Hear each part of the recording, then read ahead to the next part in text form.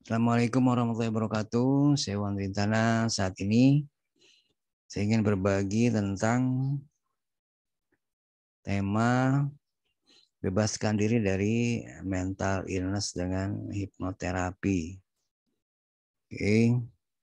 Saat ini di kota-kota besar terutama mental illness ini menjadi semacam tema yang banyak diperlukan karena mungkin pola hidupnya atau aktivitasnya yang penuh tekanan dan juga mungkin persaingan dan lain sebagainya sehingga mental health atau kesehatan mental ini menjadi hal yang sangat diperlukan. Untuk itulah tema kali ini kita memakai tema bebaskan diri dari mental illness dengan hipnoterapi. Mengapa hipnoterapi? Karena memang pada saat ini saya dibilang hipnoterapi ini salah satu pilihan terapi untuk keluhan-keluhan berkaitan dengan mental illness. Oke, next. Nah, ini kesehatan mental. Organisasi Kesehatan Dunia atau WHO menyebutkan bahwa kualitas kesehatan mental berkaitan erat dengan kebahagiaan seseorang secara mental dan psikologis. Individu yang memiliki kesehatan mental yang baik sadar akan potensi pribadinya. Kemudian dapat mengatasi tekanan hidup secara normal. Dapat bekerja secara produktif, bermanfaat, serta mampu memberikan kontribusi pada lingkungannya. Menjadi sehat secara mental memungkinkan seseorang untuk mengendalikan emosi, berpikir dan bertindak dengan baik, juga menikmati hidup dengan bahagia. Mental illness atau penyakit mental merujuk pada suatu kondisi individu yang memiliki kriteria standar untuk didiagnosa, seperti depresi, kecemasan, dan gangguan obat-obatan. Mental illness secara signifikan mempengaruhi perasaan, pemikiran, perilaku, dan interaksi seseorang dengan orang lain. Oke, nah ini tanda dan gejala mental illness atau gangguan mental. Ini yang biasa terjadi ya, tanda dan gejala mental illness-nya. Nah, gejalanya atau tandanya sering merasa sedih, kemudian kehilangan kemampuan untuk berkonsentrasi, ketakutan atau kekhawatiran yang berlebihan atau perasaan bersalah yang terus menghantui. Kemudian perubahan mood atau suasana hati yang berubah secara drastis. Kemudian dia tampak menarik diri dari teman dan lingkungan sosial. Nah, biasanya salah satunya ya mereka menarik diri dari lingkungan dan teman-temannya. Jadi lebih suka menyendiri. Itu tanda terakhir dari gejala mental illness. Ya, next, penyebab mental seorang terganggu. Nah, ini biasa dari genetik dan riwayat kesehatan jiwa keluarga. Jadi faktor genetik dan kesehatan jiwa keluarga itu salah satu pengaruhnya. Kemudian pengalaman hidup yang mempengaruhi atau yang pernah dialami seperti stres atau pernah memiliki riwayat pelecehan. Terutama jika trauma terjadi pada masa anak-anak. Karena masa kanak-kanak biasanya tidak mempunyai pertahanan diri ya untuk mempertahankan diri. Kemudian faktor biologis seperti terdapat ketidakseimbangan kimiawi di otak atau cedera traumatis. Jadi ada selain dari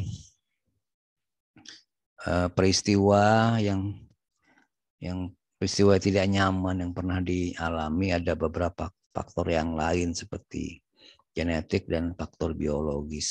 Kemudian misalnya ada cedera di otak atau traumatis. Jadi memang ada banyak yang menyebabkan mental seseorang terganggu. Nah, kemudian seputar mental illness atau gangguan mental. Itu biasanya adanya serangan panik. Nah, gejala serangan panik ini berbeda-beda pada setiap orang. Tapi secara garis besar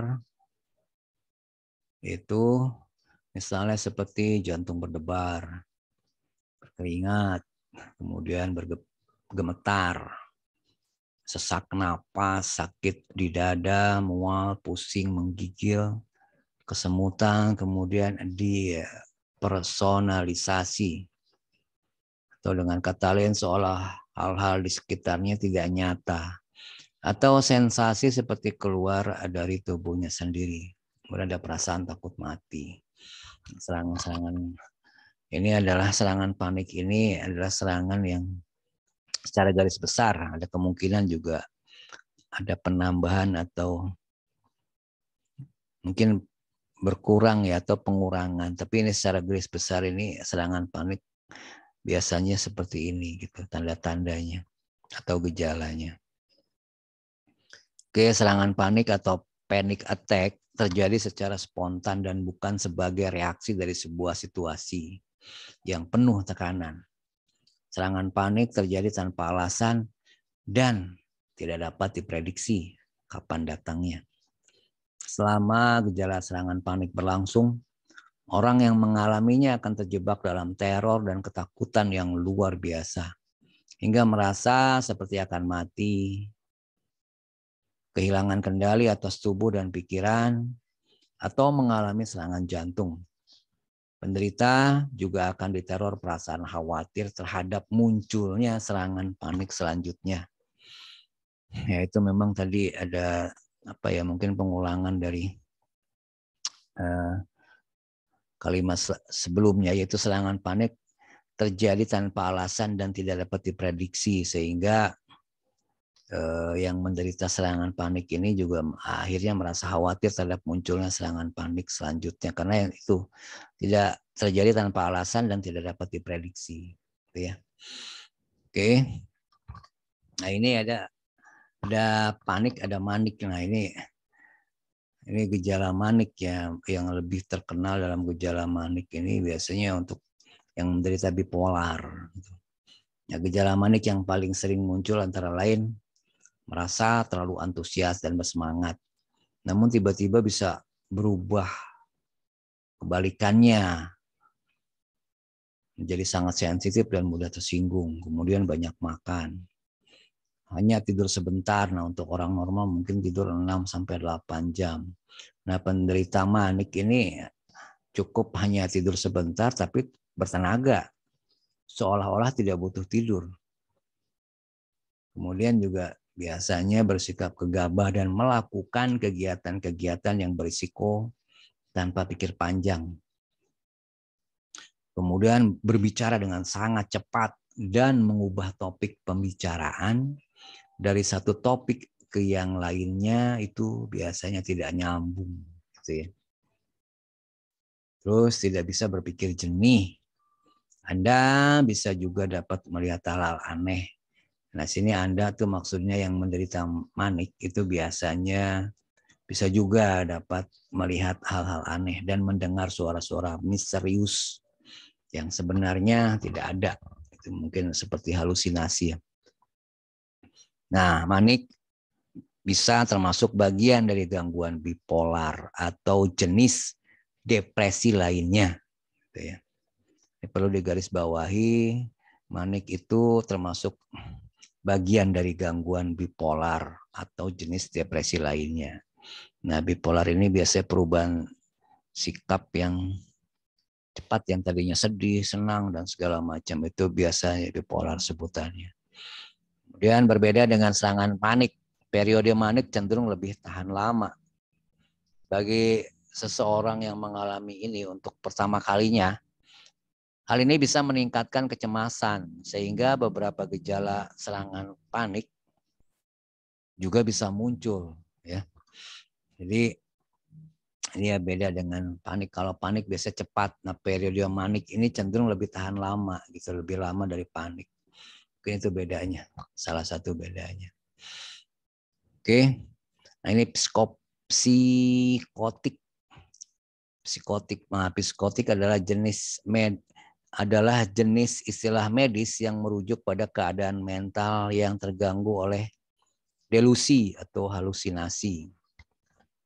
Nah, ini ada keterangan delusi. Delusi adalah kesalahpahaman atau pandangan yang keliru terhadap suatu hal. Jadi misalnya yang seharusnya dia merasa mungkin bahagia, dia merasa bersedih gitu ya, pandangan yang keliru terhadap suatu hal. Kemudian sementara halusinasi adalah persepsi kuat atas suatu peristiwa yang dilihat atau didengar, padahal tidak ada. Jadi halusinasi itu suatu yang dilihat atau yang didengar, padahal sebenarnya tidak ada. Itu halusinasi.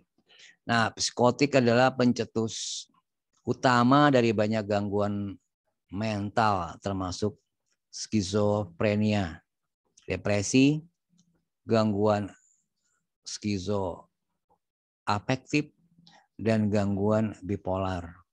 Biasanya ini berlangsung selama beberapa jam sampai beberapa hari, tapi tidak lebih dari sebulan. Jadi gangguan ini bisa juga beberapa jam, beberapa hari, namun biasanya tidak lebih dari 1 bulan, gitu ya. Oke, kemudian gejala psikotik adalah delusi, halusinasi, kemudian bicara meracau, tidak bisa berpikir jernih, perilaku yang sangat tidak terorganisir atau katatonik. Ini gejala-gejala psikotik. Nah ini, sekarang kita berbicara tentang the power of hypnotherapy dari Hypnosolution Community yang membicarakan tentang prinsip hipnoterapi. Nah, untuk penyakit mental illness ini salah satunya bisa disembuhkan dengan teknik hipnoterapi. Kita bicara prinsip hipnoterapinya yaitu adalah ada 2 ya. Prinsip hipnoterapi itu dari sisi klien, karena kita menyebut kalau di rumah sakit sebutannya pasien, kalau untuk hipnoterapi kita sebut klien. Kemudian hipnoterapis adalah orang yang melakukan hipnoterapi. Kita prinsip hipnoterapi ini dari sisi klien. Dari si klien ini pertama ya dia harus punya masalah ya, harus merasa punya masalah. Karena itu sisi yang paling penting. Mungkin gampangnya orang sakit ya harus diobati gitu. Tapi kalau orang nggak merasa sakit, ya dia nggak juga merasa perlu untuk diobati karena memang nggak merasa sakit. Begitu pula ketika klien yang bermasalah ini merasa tidak punya masalah, ya percuma juga untuk dilakukan hipnoterapi karena dia sendiri tidak merasa bermasalah terhadap dirinya gitu. Kemudian setelah punya masalah ingin diselesaikan masalahnya. Karena ada juga yang punya masalah tapi ya mungkin karena masalah dalam dirinya terlalu besar ya dia tidak percaya bisa diselesaikan sehingga keinginan untuk menyelesaikan juga nggak ada. Jadi itu pointer yang paling penting ya, punya masalah kemudian masalahnya ingin diselesaikan. Terus yang ketiga harus bisa bekerja sama dengan hipnoterapis. Nah memang ketika klien memblok dirinya dan tidak mau bekerja sama, percuma juga dan hipnoterapi juga tidak akan bekerja. Prinsip atau proses hipnoterapi tidak akan bekerja ketika klien tidak mau bekerja sama. Kemudian paling penting selanjutnya adalah klien mau menerima sugesti. Nah, sebenarnya sugesti ini juga hasil dari interview ya, atau pre-talk yang dilakukan sebelum melakukan relaksasi. Jadi sugesti ini sebenarnya sugesti yang work sugesti ya. Jadi sugesti yang diberikan setelah hasil dari interview. Jadi bukan sugesti yang dibaca dari buku-buku dan lain sebagainya. Itu keluhan-keluhan orang lain, bukan keluhan klien sebetulnya. Nah, jadi sugesti yang dimaksud di sini adalah menerima sugesti dari hasil interview sebelumnya terhadap klien gitu. Di sini kemudian hipnoterapis adalah sebagai fasilitator sebenarnya. Sebagai fasilitator untuk membantu menyelesaikan masalah klien. Kemudian hipnoterapis pastilah yang melakukan proses hipnoterapi. Kemudian hipnoterapis juga mensugesti perubahan sesuai keinginan klien. Jadi proses hipnoterapi kemudian mensugesti perubahan sesuai keinginan klien itu tidak akan bisa bekerja ketika klien tidak mau bekerja sama. Sehingga akhirnya kunci keberhasilan hipnoterapi adalah all hypnosis is self-hypnosis. Jadi semua kegiatan hipnosis itu sebenarnya adalah self-hypnosis. Jadi hipnoterapis adalah fasilitator yang menyembuhkan atau cari solusi atas masalah klien, sebenarnya klien sendiri. Nah, hipnoterapis ini berfungsi sebagai fasilitator atau menjembatani keinginan klien untuk menyembuhkan dirinya. Yang kedua juga prinsipnya adalah client center. Jadi perubahan dalam diri klien sebenarnya itu terpusat dalam diri klien. Artinya kemauan untuk sembuh, kemauan untuk berubah ke arah lebih baik, kemauan untuk menjadi orang yang baru, orang yang hebat itu adalah terpusat dari diri klien sendiri. Karena perubahan itu harus dilakukan sungguh-sungguh dalam diri klien. Nah, di sini fasilitator hanya memberikan sedikit, bukan sedikit ya, fasilitator hanya membantu memperbesar atau membantu mewujudkan keinginan dari klien. Kemudian kunci keberhasilan hipnoterapi selanjutnya adalah pemahaman baru dari klien. Misalnya pemahaman bahwa harus benar-benar berubah, pemahaman harus mempunyai mindset yang baru, pemahaman bahwa pikiran dan perasaan bisa mengalahkan ketidaknyamanan misalnya. Kemudian adanya perubahan perilaku. Nah, ini adalah tujuan akhir yang mungkin dari hipnoterapi. Klien berubah lebih termotivasi, klien berubah lebih baik, klien berubah lebih nyaman, dan akhirnya ada bergerak ke arah perubahan perilaku yang sangat diinginkan oleh klien, atau dengan kata lain mungkin finalnya adalah kesembuhan dari permasalahan klien atau jalan keluar dari masalah klien. Oke, itu kunci keberhasilan hipnoterapi. Jadi itu ya, mental illness adalah penyakit yang bersumber dari pikiran dan perasaan, walaupun memang di belakangnya mungkin ada peristiwa yang buruk atau mungkin juga tidak ada penyebab sama sekali atau karena genetik atau hal-hal yang lainnya. Tapi ketika pikiran dan perasaan dikendalikan, ketidaknyamanan, panik dan lain sebagainya, itu insya Allah bisa sedikit demi sedikit dilawan, ataupun ketika mungkin ada serangan yang tidak nyaman itu bisa melakukan self hipnosis atau pengendalian diri untuk menyamankan diri dan sebagainya, itu jauh lebih baik ketika melakukan proses atau sesi hipnoterapi. Karena alam bawah sadar itu menyimpan semua perasaannya, tidak nyaman, kemudian bahagia, sedih, senang, dan lain sebagainya tersimpan dalam alam bawah sadar. Nah, alam bawah sadar ini bisa dirubah ke arah yang lebih baik dengan teknik-teknik hipnoterapi tertentu yang nanti akan dilakukan di proses hipnoterapi. Oke, sekian dari saya, Wawan Rintana. Akhir kalam, Assalamualaikum warahmatullahi wabarakatuh. Salam hipnoterapi.